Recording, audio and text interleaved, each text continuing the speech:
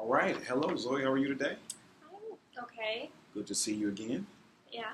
Yeah, definitely. So, tell me a little bit about the last week. How have things been going for you? Um, they were fine. I after our last session, I decided to try to go running again. Oh, really? Yeah. Okay. All right. So, tell me about that. How did that work out? Yeah, it was good. I didn't have a panic attack while running. Good. I did have another panic attack though. You did? Yeah, Okay. I did. Okay. Tell me more about that. It was in class again, Okay. and yeah, it just happened, and I left class. And I mean, yeah, I had all the symptoms, but I mean, I think logically, I kept telling myself that it was like, this is not going to kill you, but it still was, you know, Yeah. panicked. Yes, I understand. I understand. So walk me through the details of it. You were in class. What happened?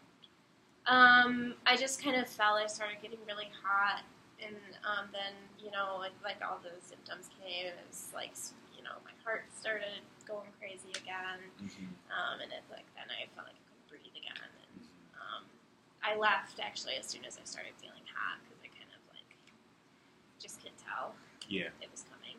Yeah, I understand. I know that must have been pretty scary for you. Yeah. Yeah. Well, so you left. Where did you go after that? I actually just went home after that for the day. Okay, gotcha. All right. So yeah. So what I'm hearing is you have the panic attack in class. You started feeling the symptoms. You started getting warm. You exit the classroom. You drove yourself home.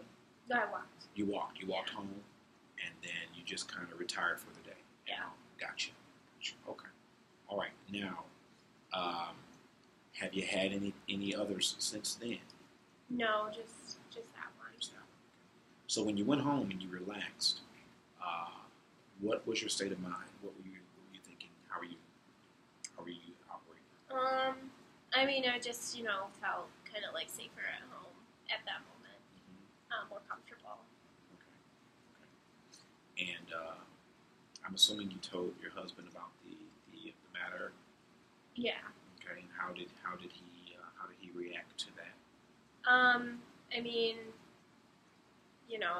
I mean, same as always, but he encouraged me to go to class the next day. Okay. And I'm assuming you did go to class Yeah, the next I day? did. All right. When you were at class the next day, what did you notice? Was anything different? Did you feel like another one may happen? What happened in class? I mean, I didn't have any more. It's just like the same, kind of being on edge about having another one, being afraid of having another one. Yeah. You understand. Okay. All right. Well, the good news is that you mentioned you actually went running. You actually went running. Tell me about that experience. Where'd you get the courage to do that? I mean, I guess, knowing, kind of realizing that it wasn't triggering it, like we had talked about, because they happened randomly, and I've been feeling really antsy. So I didn't go very far. I stayed pretty close to home, but decided to try. Okay. That's a good idea. All right. So how far did you run? Just a mile. Just a mile. Okay. A mile is good. You haven't run in a few weeks. Mm-hmm. And so getting back out there into the swing of things is always a good thing. You want to start incrementally low and then kind of incline your way up. So a mile is good. It's good. So how did you feel? Tell me about how did you feel during that run? I mean, it was nice to like be getting energy out again. I can tell I haven't run in a while though. Yeah, a little winded. Yeah. Okay, which is normal. All right.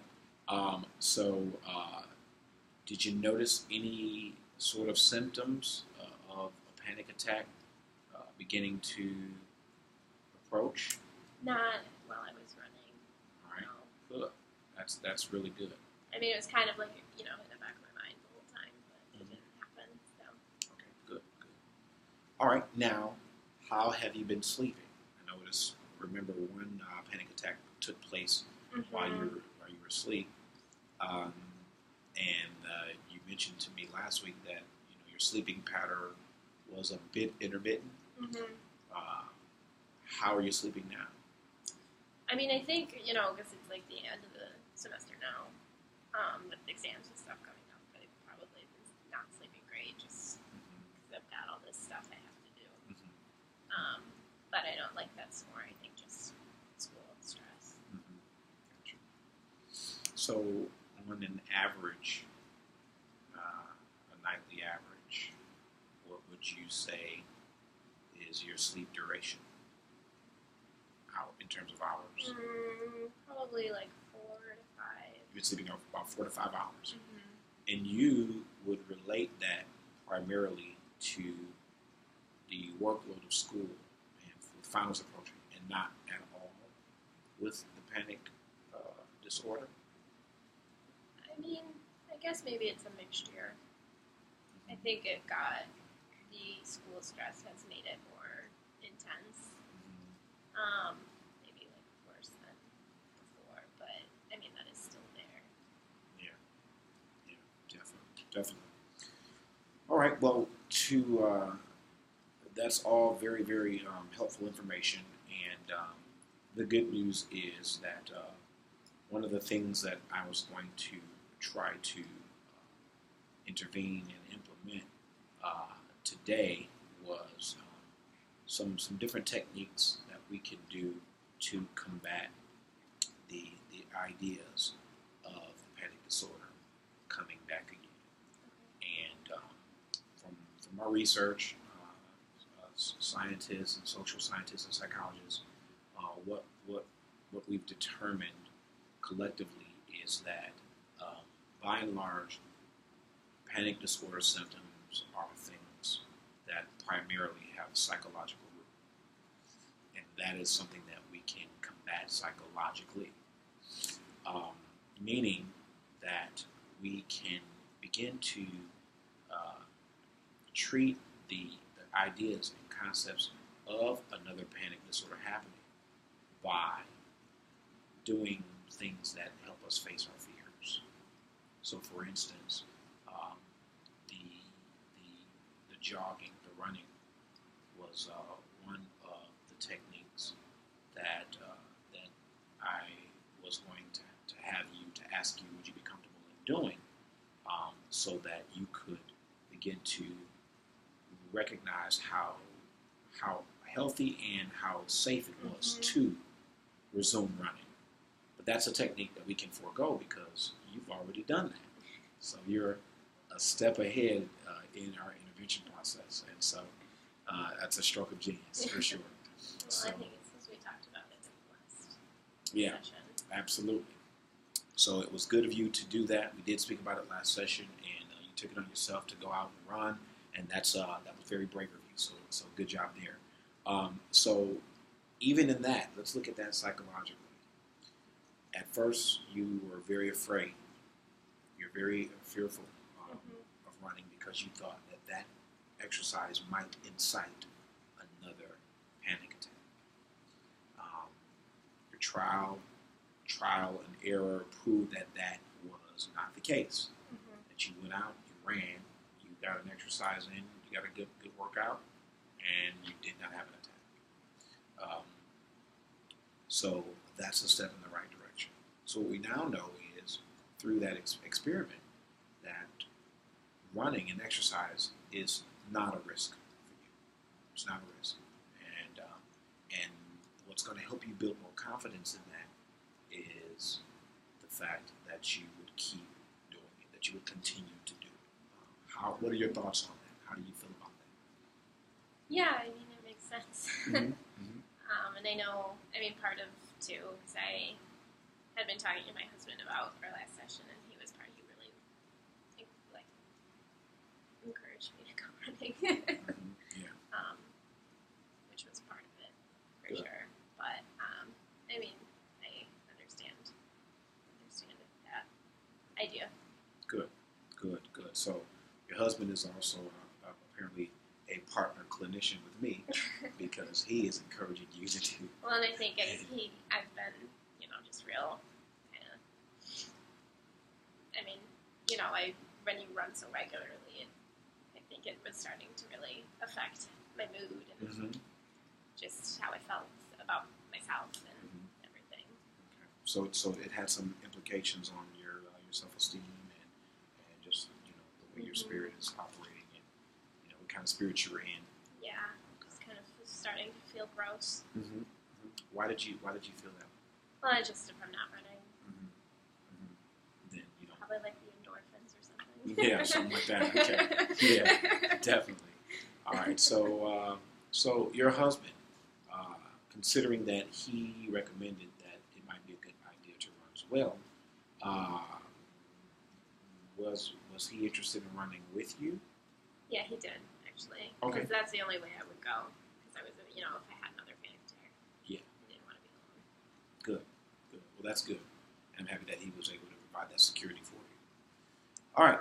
So today we're going to try a couple of harmless and painless techniques to try to see if we can combat some of the ideas or the fears that another panic attack would introduce itself.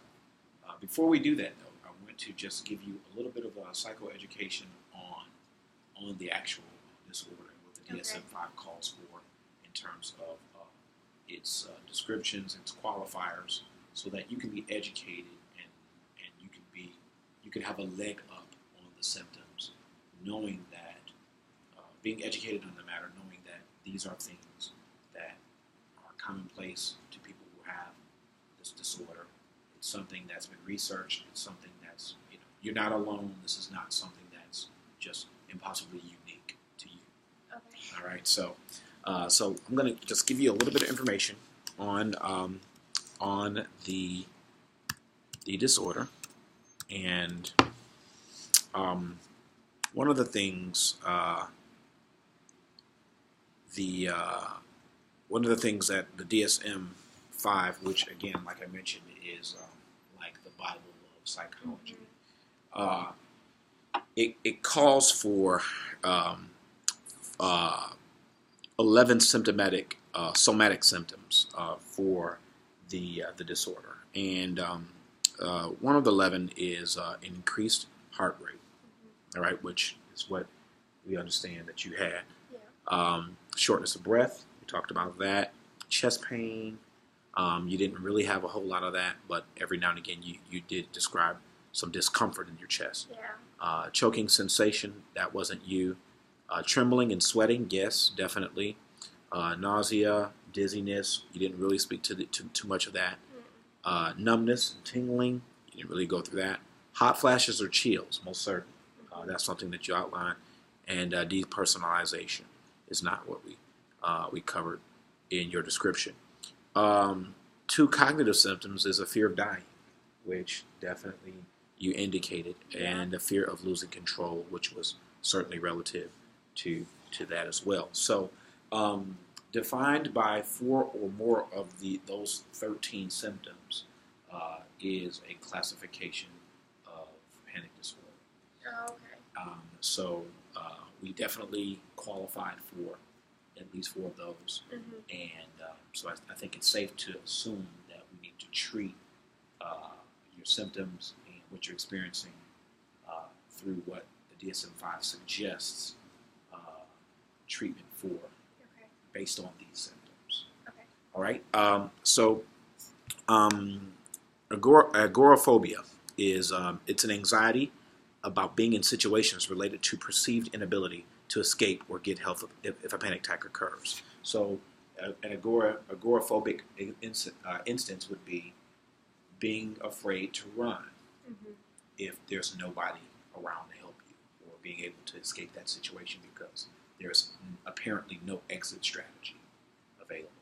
So what you were describing in terms of the reasons why you weren't running would be very, very synonymous with agoraphobia symptoms, because exercise is healthy for you objectively. Everybody knows that. Running is not harmful.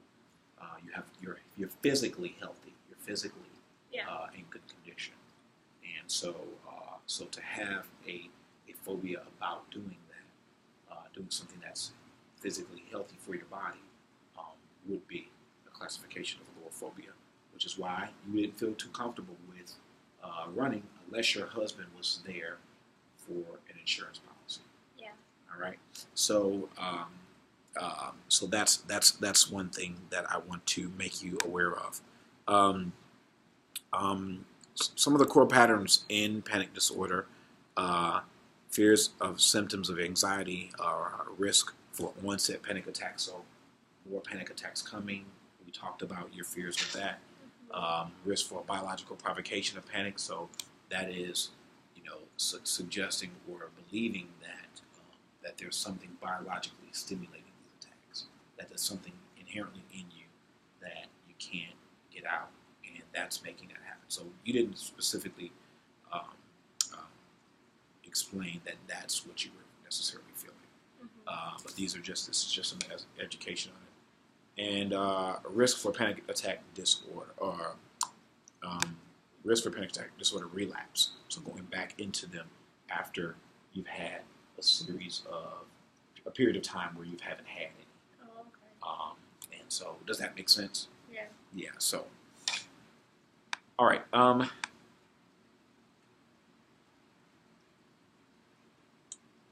right. So there's something specific I want to get to here. Give me one moment. All right. So what we're going to do is we're going to do some CBT for it, which is cognitive behavioral therapy, and this is going to deal with the psychology of your thinking as it relates to the panic attacks, the panic disorders. Like I mentioned, introducing some physical techniques, and trying to train your mind to normalize things that were otherwise normal before you begin to have the attacks. Okay. All right. So, all right. First things first. Let's see here.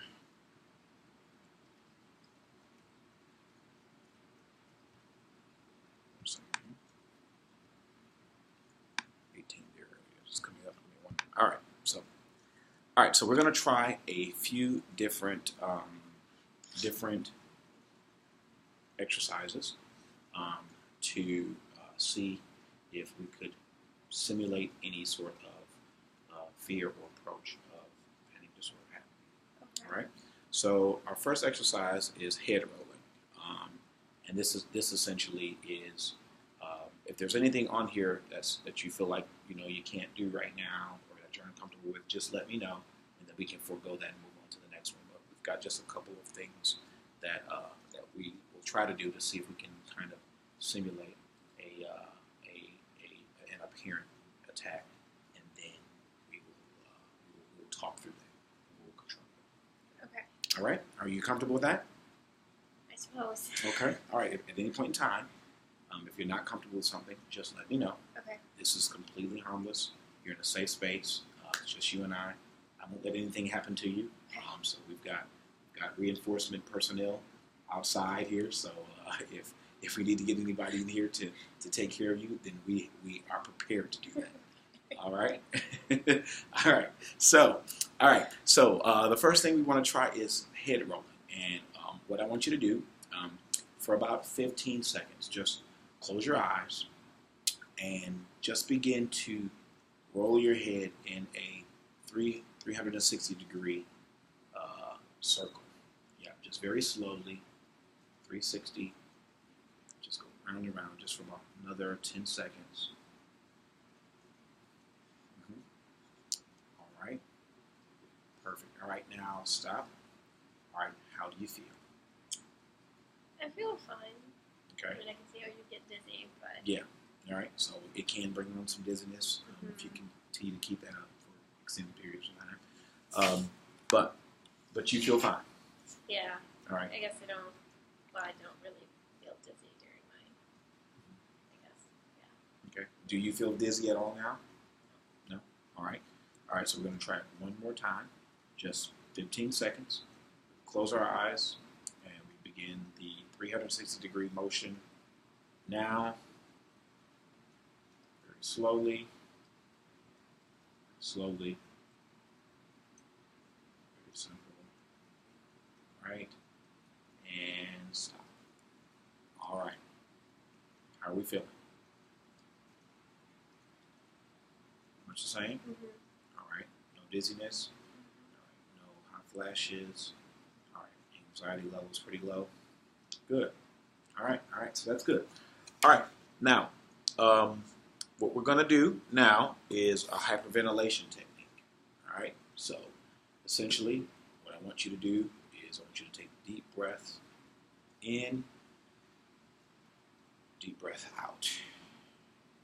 All right? And what we will do is we will increase the speed of it gradually. All right, so you do deep breath in, deep breath out. Deep breath in, deep breath out. Deep breath in, deep breath out. All right, and so we'll do that. Probably we'll go 5 stanzas of that. So we'll increase 5 increments. Okay. So we'll start very slowly, and then we'll speed it up, and you'll do it on my pace and command. Okay. All right, are we ready? Yep. All right, you're doing fantastic. Okay. All right. 1, 2, 3. Deep breath in. Deep breath out. Deep breath in. Deep breath out.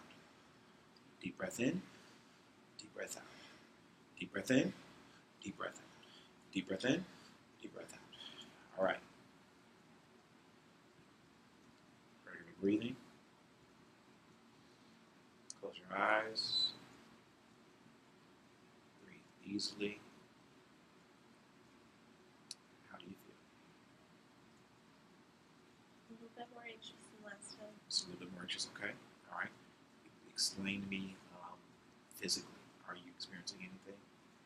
I think like my heart started Okay. going a little faster. All right. Not a problem. Now, it is perfectly normal to, after increasing your breathing pattern, for your heart rate to increase. That's normal. Remember, you're in a safe space. There's nothing happening. You're in a good spot. It's just like exercise. It's just like running laps. When you run, your heart rate increases naturally. So when you breathe in and out, your lungs are extracted. Heart rate is going to naturally increase. What you are experiencing right now, Zoe, is very natural. Very natural. You're in good shape. All right. How do you feel? All right. Coming down a little bit? Yep. Okay. All right, good. So now what you're doing is you're learning to control psychology of what you're feeling. Okay.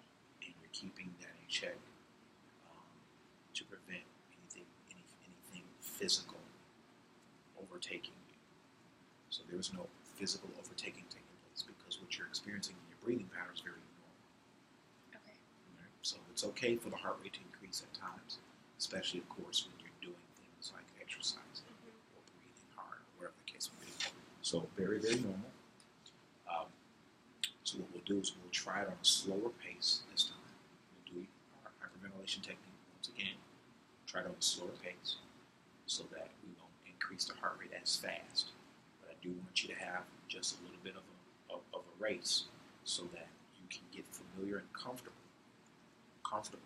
with that feeling happening without thinking that it's overtaking. All right? Okay. Because what you just did was you just did the exercise. You had a little bit of increase in anxiety. Look around you. You're completely fine. Nothing happened. All right? Okay. All right. What do you think about that? Yeah, I mean, it makes logical sense. Yeah, it makes logical sense. So the only way to get a control over it is to continue to practice it. Practice makes perfect. Right? Everybody knows that. All right. So what we'll do is we'll try a reduced pace of it this time around. Do another hyperventilation technique,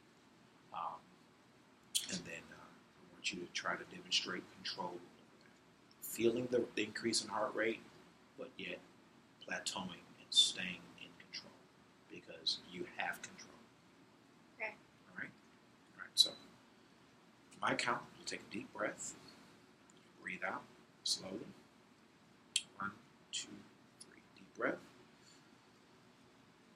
out slowly. Deep breath. Breathe it out slowly. Deep breath. Breathe out slowly. Deep breath. Breathe out slowly. One more time, deep breath. Breathe out fast. Deep breath. Breathe out fast. All right. Breathe easy. Breathe easy. Breathe easy. Breathe through your nose. Breathe through your nose.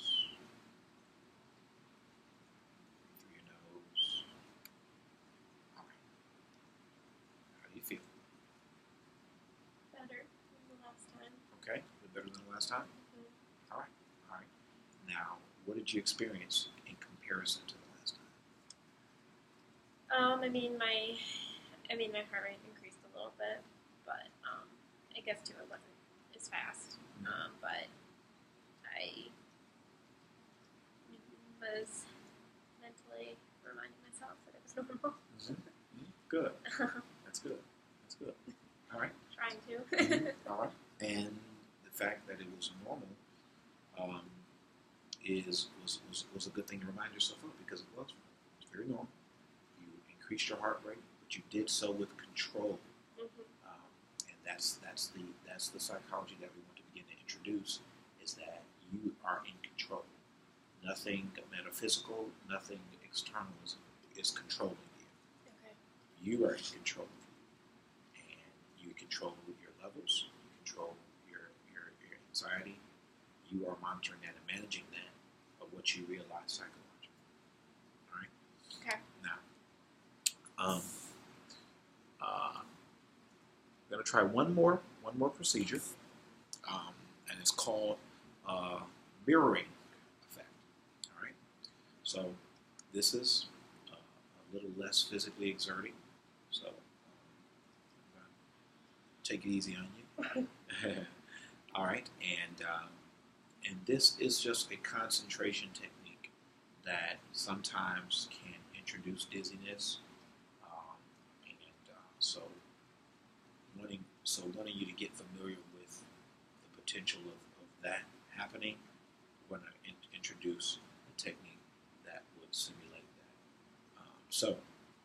I want you to take your hand, hold it right in front of you, and I want you to look right at the center of your palm for 15 seconds. All right, on my count, 3, 2, 15, 14, 13, 12, right at the center of the palm, 11, 10, 9, 8, 7, 6, 5, 4, 3, 2, 1. All right. Now, all right. How do you feel? A little weird. A little weird. Okay. Why do you feel a little weird? Describe what do you mean by weird.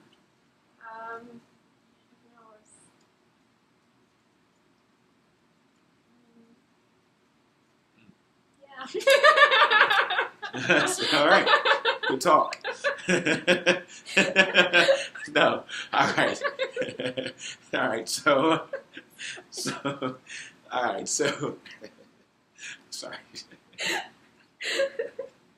So. I lost my words. No, it's okay. It's totally okay.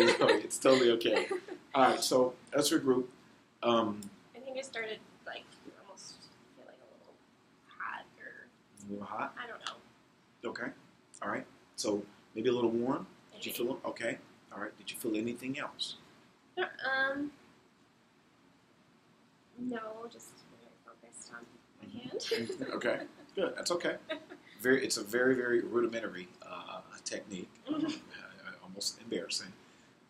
But it does serve a purpose, and that is to allow you to be able to concentrate on a thing in front of you, and just being able to centralize on that, and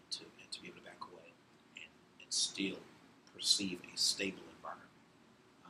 So we're going to give it one more shot, and I want you to we'll do it this time a little longer, just 20 seconds, just a 5-second increase, and I want you to just try to regulate yourself physically. Remember, you're in a safe place. Mm-hmm. There are people around you that can help you at any time. You are good. All right. So, and communicate to me. Let me know if there's an increase in heart rate, or if there's an increase in dizziness, or if there's if your body temperature changes, seems to increase. Any symptoms that you feel, Okay. let me know. All right. So I might count. We'll start at 20 seconds. 3, 2, 1. 20, 19, 18, 17, 16, right in the center of the palm, 15, 14, 13, 12, 11, 10, 9, you're doing great, Zoe, 8, 7, 6, 5, 4, 3, 2, 1. Now, all right. All right, deep breath. All right, how do you feel? Kind of equalized? Yeah. All right, so everything. Whatever this means. Yeah, whatever that means, that's good. That's no problem. All right, so everything feels normal. All right, good. All right, so those are some techniques that I want you to take home with you. Okay. And I want you to begin to practice those regularly. Like when you're in class, when you're at home relaxing, anytime that you feel like you might be on the verge of having an attack, I want you to just begin to control your breathing. I want you to begin to maybe close your eyes, spin your neck and your head a little bit, just to kind of reestablish yourself. And then I want you to practice the mirror technique. Okay. Which is just putting your hand in front of you and just focusing and centralizing your attention and just realizing and reminding yourself that you're in control. All right.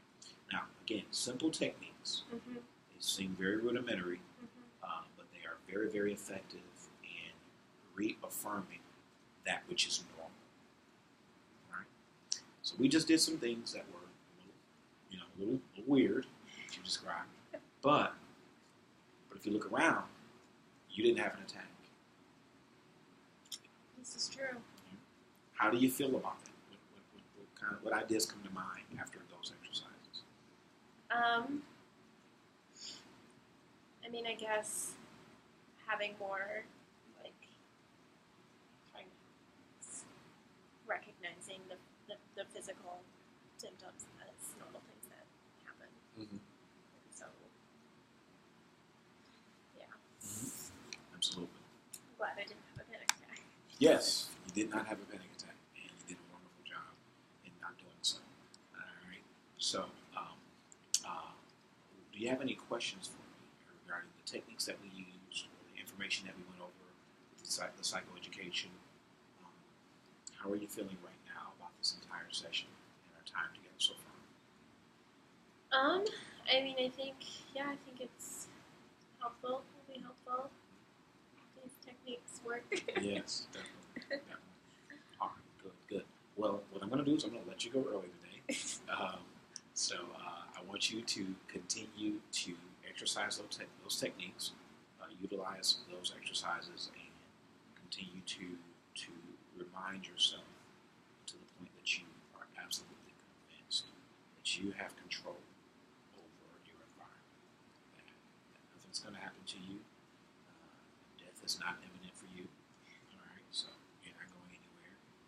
You have very supportive people, your husband in your life,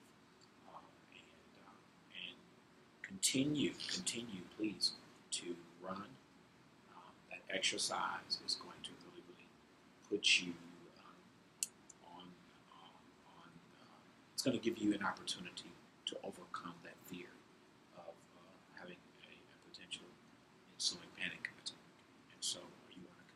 condition yourself out of the psychology that is that's what's going to happen. Okay. All right. All right. How do you feel about our session? Yeah, I mean, it's not like comfortable, but I guess if that's what's necessary. Yeah, absolutely. Earlier you mentioned that you weren't feeling well today. One other exercise that I want to add to your repertoire is running in place in the house. So you're gonna be jogging outside. You're gonna be doing that, but while you're isolated, while you're in the house, I want you to kind of also begin to do some jogging in place, maybe running some stairs up and down in the house at a safe place. Okay. And just trying to introduce yourself to more heart rate increases so that you can condition your mind that is normative of the body's function. The more familiar you get with that, where psychologists are inclined to believe that would normatize and kind of equalize your fears and anxieties around having another panic attack from those normative symptoms. Okay. All right. So, Zoe, I enjoyed you. Do you have any further questions for me? All right. No. Great. Well, let's be in touch. I'll be checking back up with you in a few weeks, and we'll be following up, okay? Okay. All right. Have a good day.